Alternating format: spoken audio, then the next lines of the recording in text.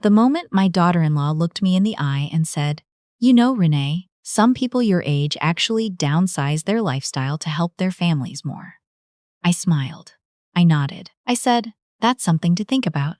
And then I went home, sat down at my kitchen table with a cup of coffee that had gone cold, and I thought about it for a very long time.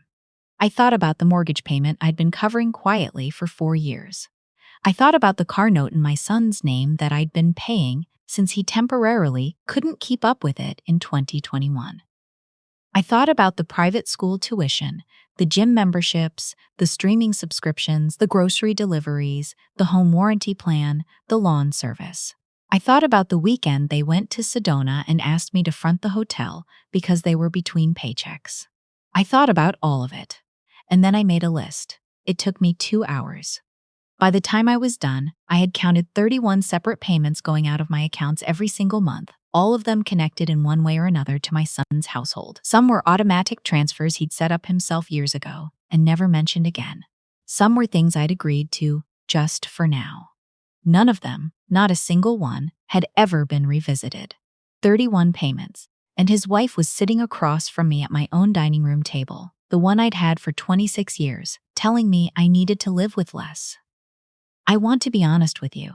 I didn't get angry that night. I didn't cry. I just sat in my kitchen and felt something settle in me, the way sediment settles at the bottom of a glass of water when everything finally goes still. My name is Renee.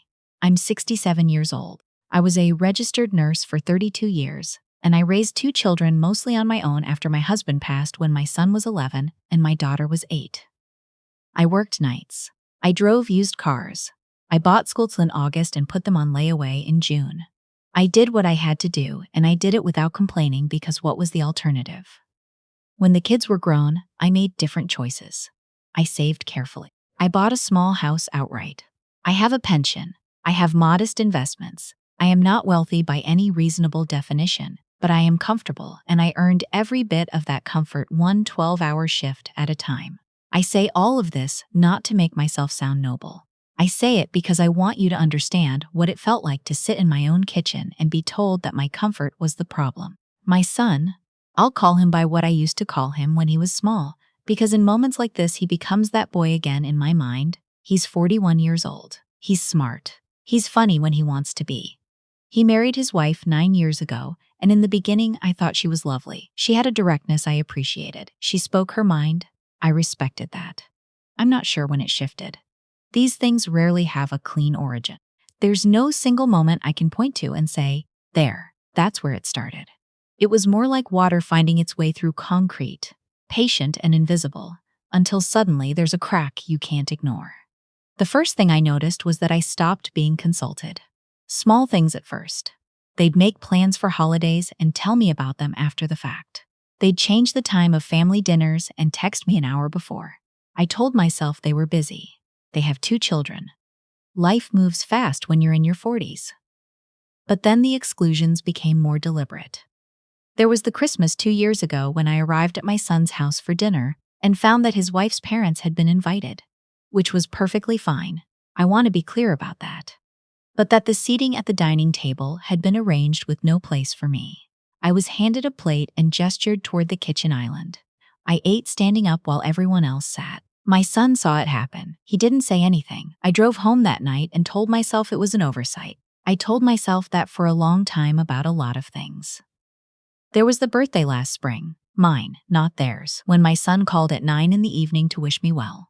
Not the morning, not with flowers or a card or a lunch invitation. 9 at night, a 5-minute call, and his wife's voice in the background asking him something about a delivery. I could tell he was half present. I thanked him for calling and told him I loved him and hung up. And then I sat on my porch and watched the neighborhood go dark and wondered when I had become an afterthought. Through all of this, I kept paying. I want you to understand that I didn't pay because I was coerced or confused or taken advantage of in any obvious way. I paid because I loved my son. I paid because I remembered what it was like to struggle, and I didn't want him to know that feeling if I could help it. I paid because I thought, maybe if I ease their burden, there will be more room for us. More room for dinners and phone calls and the kind of relationship I'd imagined having with my grandchildren. But ease doesn't create room. I know that now. It creates expectation. My grandchildren, a girl of 12 and a boy of 9, are wonderful. The girl has her father's eyes and her mother's certainty. The boy is quieter, more watchful. He draws. Whenever I come over, which became less and less frequent as the years went on, he brings me his sketchbook without being asked, and we sit together and he explains each drawing in this serious, careful voice like he's presenting evidence. I could sit with him for hours. He's the one who called me on the Tuesday after my birthday. Not his parents, him. He'd saved his own money and bought me a card from the drugstore and mailed it himself, and he called to make sure I'd received it. He's 9 years old. I thought about him when I was making that list. I thought about him a lot. The comment that finally broke something open in me, the one about downsizing my lifestyle, hadn't come out of nowhere. It came at the end of a conversation that had started, as so many of our difficult conversations did, with something that seemed small. My son and his wife had come for Sunday dinner. I'd made pot roast, which used to be my son's favorite. I'd set the table properly. I'd bought good wine, the kind they preferred, not the kind I usually kept for myself. I was trying. I was always trying. Somewhere between the main course and dessert, my son mentioned that their lease was coming up for renewal and the rent was increasing. He said it casually, the way people mention the weather when they're actually asking you to do something about it. I listened. I nodded. I said, "That's a lot." His wife set down her fork. "We've been thinking," she said, "that maybe the money you spend on yourself could be distributed a little differently." I looked at her. "You have this whole house," she said. "Just you. And we're over there in a rental with 2 kids." I said, "I own this house," she said. "I know, and that's great. We're just saying, some people in your position, they think about how to use what they have to help the people they love." There it was. Some people in your position. As if I were a resource to be allocated. I didn't say what I wanted to say. I said I'd think about it. My son looked at his plate. After they left, I washed the dishes and dried them and put them away. I wiped down the counters. I turned off the kitchen light, and then I went to my desk, and I pulled up my bank accounts for the first time in months with the intention of actually looking at everything all at once. That's when I counted the 31 payments. I sat with that number for several days. I didn't call anyone. I didn't discuss it with friends or a therapist or a pastor. I just lived with it, carried it around like something heavy in my coat pocket, reaching in to feel the weight of it every so often. I thought about what I wanted, not what I should do, not what a good mother does, not what looks reasonable from the outside. What did I, Renee, 67 years old, retired nurse, want from whatever years I have left? I wanted to be seen. Not as a resource, not as a safety net, not as a grandmother who shows up to events and is grateful to be included. I wanted to be seen as a person, and I realized, sitting at my desk in the quiet of my house, that I had been trying to buy that every payment I made was partly love and partly a hope.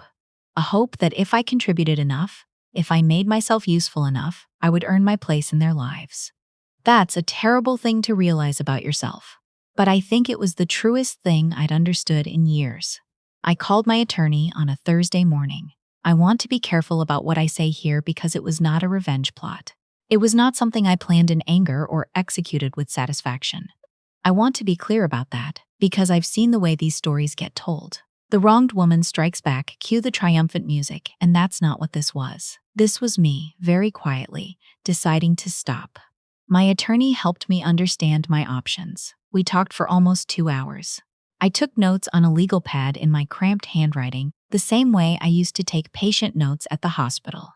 I gave 30 days notice on every automatic payment. Not because I was legally required to, I wasn't.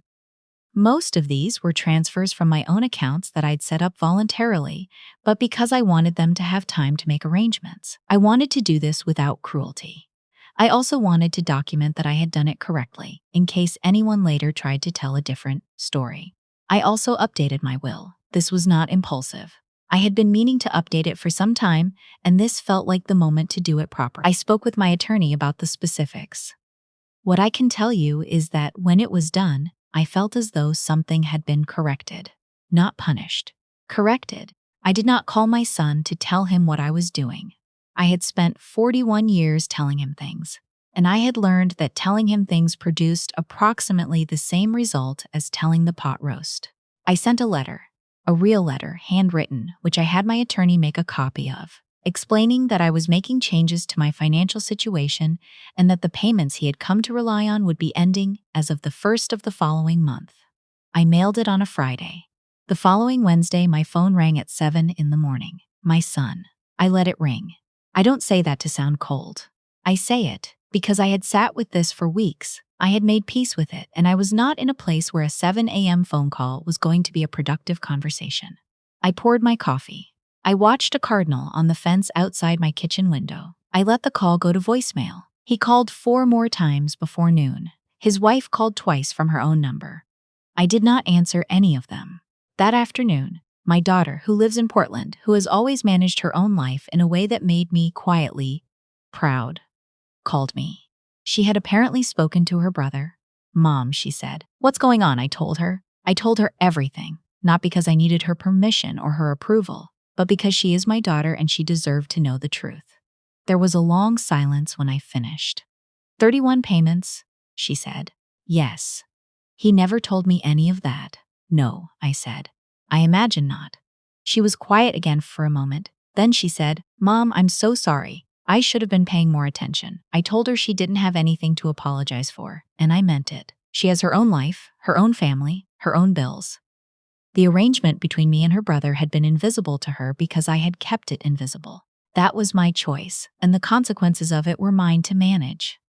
My son came to my house that Saturday. He rang the doorbell, which he had not done in years. He usually just knocked once and walked in. Maybe he understood on some level that something had changed. I opened the door and looked at him, and he looked older than I expected, which is something I notice sometimes when I haven't seen him in a few weeks. I invited him in. I made coffee. I sat across from him at the kitchen table and I let him talk. He talked for a long time. He talked about the lease and the kids' schedules and how tight things had been, and I listened to all of it. Then he said, "I don't understand why you did this without warning me." I said, "I sent you a letter with 30 days' notice." "That's not what I mean," he said. "I know," I said. "You mean, why did I do it at all?" He looked at his coffee cup. "I've been making 31 payments on your behalf every month for years," I said. "And last month, your wife sat at my table and told me I should consider living with less comfort." He started to say something about how she hadn't meant it that way. I held up my hand. Not unkindly, just firmly. "I am not asking you to adjudicate what she meant," I said. "I'm asking you to hear me. I have been paying for your life, and I don't feel like a part of it." He was quiet for a long time after that. I could see him processing it, running the math, comparing the version of events he'd been living with against the one I was handing him now. "I didn't think of it that way," he said finally. "I know," I said. "That's the problem." He asked if this was permanent. I said I didn't know. I said it depended on whether things changed and that I wasn't going to define what changed meant for him. That would have to come from him. He left without the conversation being resolved. I didn't expect it to be. Some things don't resolve in an afternoon. My grandson called me 2 days later. I don't know whether his parents knew he was calling. He probably called from his room with the door closed, the way children do when they're keeping something private. He said, "Are you okay? Dad seems sad." I told him I was okay. I told him his dad and I were working through something, and that these things happen sometimes between grown-ups, and that none of it had anything to do with how much I loved him. "I know," he said, in that serious voice he uses when he's being matter-of-fact. "You always answer when I call." I had to set the phone down for a moment after that, just for a moment. It has been 4 months now. Some things have changed, some things haven't. My son and I have spoken several times. The conversations are different than they used to be. Less easy, but more honest, which I think is the correct trade. He is managing the lease renewal on his own. His wife has not called me. I am not sure whether that is pride or embarrassment or something else entirely. And I have stopped spending energy trying to figure it out. My grandson and I have dinner every other Tuesday. He brings his sketchbooks. His mother drops him off at the curb and drives away without coming to the door. And he walks up my front path like a small person on important business. We eat pasta and he shows me his drawings and we watch an episode of whatever nature documentary he's currently interested in, and I think, This is what I was trying to make room for. I am not going to tell you that everything worked out perfectly, because it hasn't, and I don't think it will. There may be versions of this story that end with full reconciliation, and everyone gathered around a table at Christmas with things restored to how they were. I don't think that's my version. What I think is that I had a life I built carefully, and for a long time I let other people's comfort take up so much space inside it that I forgot it was mine. I know now that generosity given from a place of hope, the hope of earning love, is not generosity. It's a transaction that no one has agreed to, and those never end well. What I have now feels smaller and quieter than what I imagined my life would look like at 67. But it is mine. I paid for it honestly in all the ways that word can mean. And on Tuesday evenings, when a 9-year-old boy walks up my front path with a sketchbook under his arm and rings my doorbell. Because that is what you do when you respect someone's home, I think that is enough. I think it is more than enough.